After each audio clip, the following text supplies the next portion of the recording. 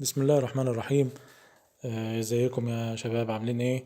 ناس كتير جدا بتيجي تنزل تطبيقات على الموبايل وبيطلب منهم اخلاء مساحة، ودي بتشكل مشكلة كبيرة جدا للناس اللي عندهم موبايلات عندهم مساحة عالية جدا على الموبايل، منزلين تطبيقات كتير هم محتاجينها ومنزلين صور او فيديوهات، وللأسف بيمسحوا وبيضطروا انهم يمسحوا التطبيقات وبيضطروا انهم يمسحوا صور محتاجينها، وده بيشكل مشكلة كبيرة جدا عندهم. طيب ايه الحل في الموضوع ده؟ الحل في الموضوع ده ان انت مش هتحتاج ان انت تمسح اي شيء من على الموبايل.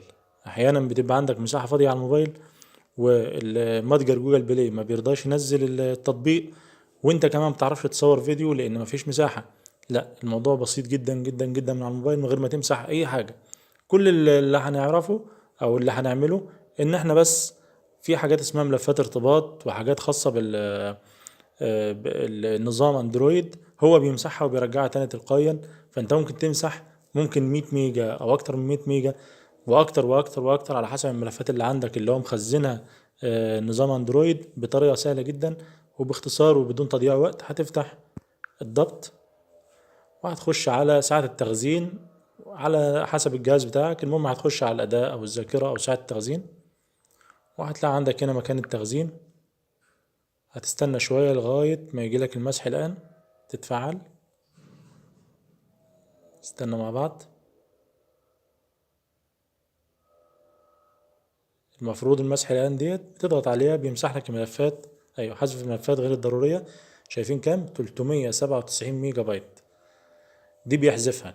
طب هل أنا لما أخش على الصور بتاعتي أو أخش على تطبيقات هل هلاقيها زي ما هي؟ زي ما هي بالظبط، مش هتشال ولا هيبقى فيها أي حاجة. المهم يعني هتعمل ده كله مسح الآن، هيبدأ يمسح 397 ميجا بايت.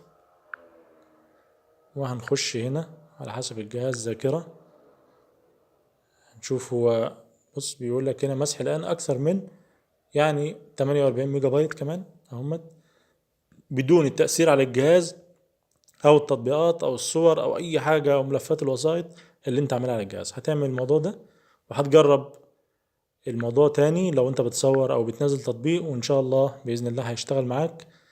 شكرا لكم على الاستماع. لو عجبك الفيديو اضغط لايك واشترك بالقناة. السلام عليكم ورحمة الله وبركاته.